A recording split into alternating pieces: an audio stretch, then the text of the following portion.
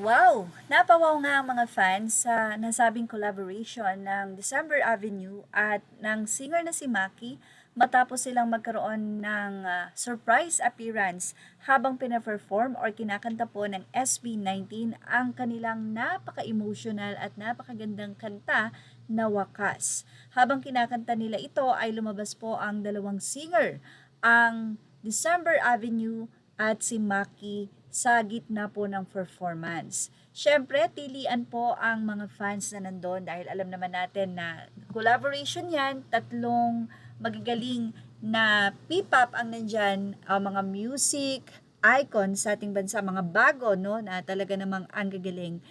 Sobrang nagtilian po ang mga fans at sa kanila nga pong pagbibigay ng kanilang own rendition ng kantang Wakas ng SB19.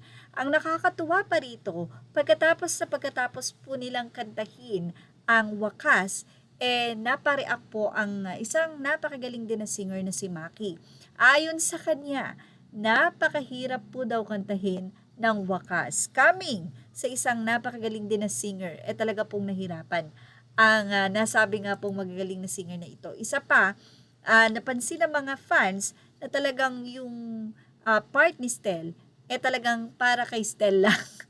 Mukhang walang umako. But anyway, marami po ang natuwa ng mga fans sa comment section na mula po sa naging update ni Kielski muli sa kanyang YouTube channel ay umabot na nga po ang 299 na comments. At puro po magaganda ang sinabi nila at pasasalamat dito kay Kielski.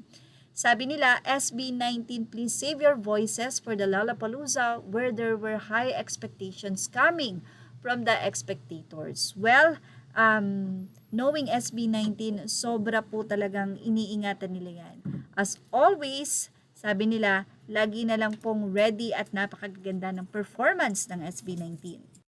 Hindi nga matatawaran ang nasabi nga pong galing ng SB19 at kahit kapwa nila mga singer ay sobrang nahihirapan na kantahin ang mga kanta nila. Pag-amin nga ito ni Maki na isa rin sa napakataas din ng boses. But anyway, sa nasabi nga pong performance na iyon ay masayang-masaya ang mga netizen, especially the fans, at more collab pa nga ang kanilang sigaw. At syempre, sa naging bahagi na ito ni Kielski, nagpapasalamat ang mga 18 sa napakaganda at napakalinaw na video na kanya nga pong ibinahagi. Sa comment section, narito po ang naging say ng mga fans. Anila, grabe ang gagaling, ako yung parang napagod para sa kanila. Busog na busog haba ng lineup. Grabe ang galing at energy, and as usual, yung video nga po na ibinahagi ni Sir KLC, ang ganda ng quality, parang official cam. Salamat sa paayuda, Team Bahay here. I really can't decipher Stel's energy from start to finish, super pure energy. SB19, please save your voice, sabi nga ng isa. Para sa Lollapalooza, grabe naman ang lapit, parang front seat talaga kami nito. Thank you so much. Hinintay ko to, Caps. Ikaw pa rin may best captured video ng live performances ng SB. So yun po ang pagpapasalamat kay Sir KLC. Talaga namang effort kung effort ang kanyang ginawa.